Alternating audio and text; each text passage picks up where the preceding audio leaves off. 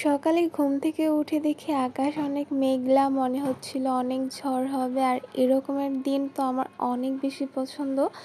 আসসালামু আলাইকুম everyone, I hope সবাই ভালো আছে। আলহামদুলিল্লাহ, আল্লাহর অশেষ রহমতে আমিও ভালো আছি।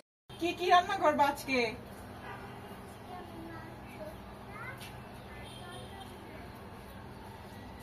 তাহলে আমার দাওয়াত করো, আমি দুপুরে এসে খাওয়া যাই।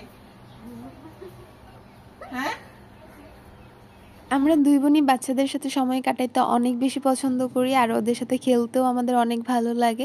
আর এর জন্য হচ্ছে বাচ্চাদের সাথে আমাদের জমে ভালো। আর সকালে নাস্তা হিসেবে খেয়েছিলাম রুটি দিয়ে ডাল, আর সাথে কোনো চাটা কিছুই ছিল না। এরপর ভাবলাম যে আজকে কাঁচা আমের শরবত বানাবো, যেহেতু ঘরে কাঁচা আম আছে।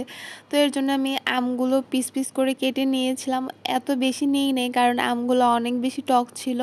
দেন আমি হচ্ছে আমের পিসগুলো ব্লেন্ডারে দিয়ে দিই অ্যান্ড সুন্দর করে ব্লেন্ড করে নিই।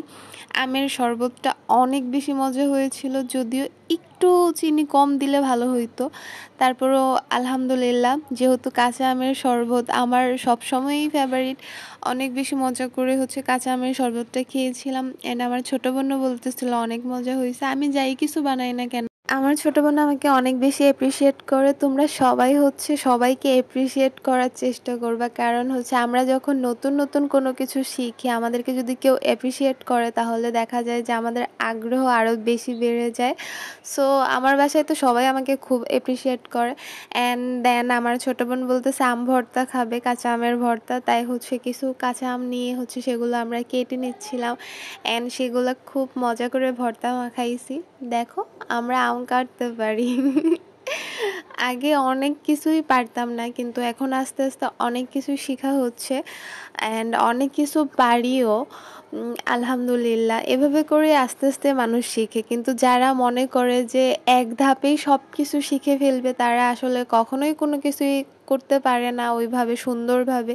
কিন্তু আমরা আস্তে আস্তে যখন শেখার চেষ্টা করি, তাহলেই আমরা অনেক কিছু শিখতে পারি।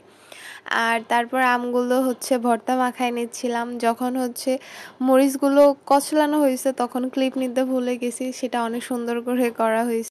আমরা আম মাখাটা হচ্ছে দুপুরবেলা খেয়েছিলাম, আর দুপুরবেলা খাওয়া দাওয়ার ক্লিপ নেওয়া হয় না, যেহেতু আমরা পরিবারের সবাই একসঙ্গে বসে খাওয়া দাওয়া করা হয়। সেখানে মানে ক্লিপ নিলে আনইজি ফিল হয়। অ্যান্ড তারপর হচ্ছে আমি টিউশনে চলে যাই। টিউশন শেষ করে আস্তে আস্তে আমার সন্ধ্যার পর হয়ে যায়।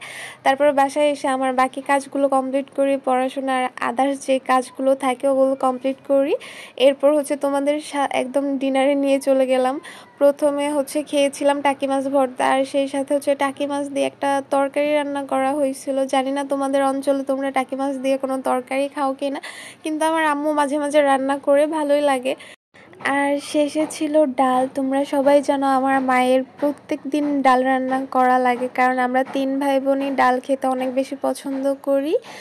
আর আমি যেহেতু তোমাদেরকে এখন রেগুলার ভিডিও দেওয়ার চেষ্টা করতেছি, তোমরা অবশ্যই লাইক কমেন্ট করবা, তাহলে আমার আগ্রহটা আরও বেড়ে যাবে।